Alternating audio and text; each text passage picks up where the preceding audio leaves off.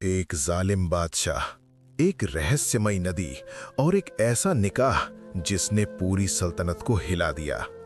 कहानी के आखिर तक बने रहना, रोंगटे खड़े हो जाएंगे।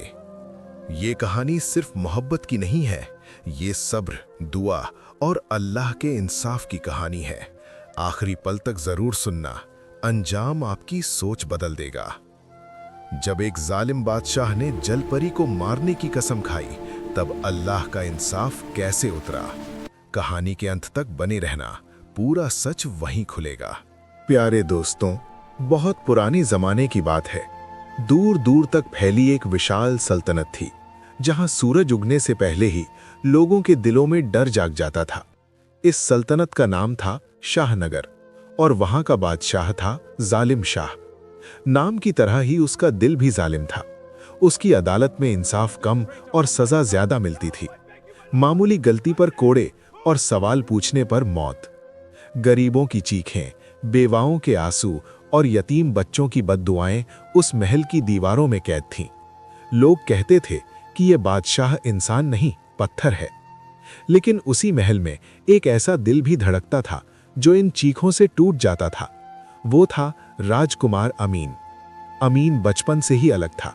जब दूसरे शहजादे तलवार चलाना सीखते, वो कुरान सुनता। जब लोग शिकार पर जाते, वो गरीबों को खाना बांटता। उसकी आंखों में सत्ता की भूख नहीं, बल्कि इंसाफ की तलाश थी।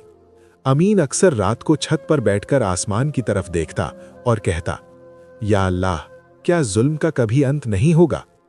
महल की घुटन से दूर उसे सुकून मिलता था एक शांत नदी के किनारे, जहां कोई डर नहीं था, कोई साजिश नहीं थी। वो नदी सिर्फ पानी नहीं थी, बल्कि एक रहस्य थी। लोग कहते थे कि उसमें कोई उतरता है तो वापस नहीं आता, लेकिन अमीन को डर नहीं लगता था। उसे लगता था कि अल्लाह की बनाई कोई चीज बुरी नहीं हो सकती। एक दिन जब सूरज ढल रहा था और नदी सुनहरी हो रही थी, अमीन ने पानी में किसी को रोते सुना। वो चौंका, धीरे धीरे पास गया। तभी पानी से एक चेहरा उभरा, बेहद खूबसूरत, लेकिन आंखों में गहरी उदासी। वो थी जलपरी नूरजहां। नूरजहां ने इंसानों से हमेशा दूरी रखी थी, क्योंकि उसने जालिम शाह के सिपाहियों को नदी में जानवरों की तरह मारते देखा था। लेकिन अमीन अलग था।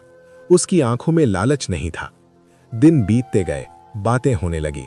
अमीन ने बताया कि वो एक जालिम बादशाह का बेटा है, लेकिन उसके रास्ते पर नहीं चलना चाहता। नूरजहां ने बताया कि वो भी अल्लाह को मानती है और किसी को नुकसान नहीं पहुंचाती। धीरे धीरे ये रिश्ता मोहब्बत में बदल गया। लेकिन अमीन ने साफ कहा, मैं तुम्हें गुनाह के रास्ते से नहीं, बल्कि निकाह के रिश्ते से अपनाना चाहता हूं। नदी किनारे रहने वाले बुजुर्ग हजरत फरीद बाबा ने उनका निकाह पढ़वाया। वो रात बहुत शांत थी, जैसे कुदरत भी गवाह बन रही हो। जब ये बात जालिम शाह तक पहुंची तो महल कांप उठा। एक जलपरी मेरी बहू! उसने गुस्से में प्याले तोड़ दिए। उसने इसे अपनी शान पर हमला समझा। उसने सेनापति कमरुद्दीन को बुलाया। उसे मार दो और मेरे बेटे को जिंदा दफना दो। सैनिक नदी की ओर बढ़े। ये पहला बड़ा इम्तिहान था। सलमान, राजकुमार का दोस्त, और यूसुफ, नदी का रखवाला, ने रातों रात रास्ते बदल दिए। हजरत फरीद बाबा ने सजदे में गिरकर दुआ की। अचानक तेज आंधी चली, बारिश हुई, नदी उफन पड़ी। सैनिक डरकर लौट आए। लेकिन जालिम शाह ने अमीन को पकड़कर काल कोठरी में डाल दिया। अंधेरा, सन्नाटा, जंजीरें। अमीन का शरीर टूट रहा था, लेकिन ईमान नहीं। वो कहता रहा, सब्र करने वालों के साथ अल्लाह होता है।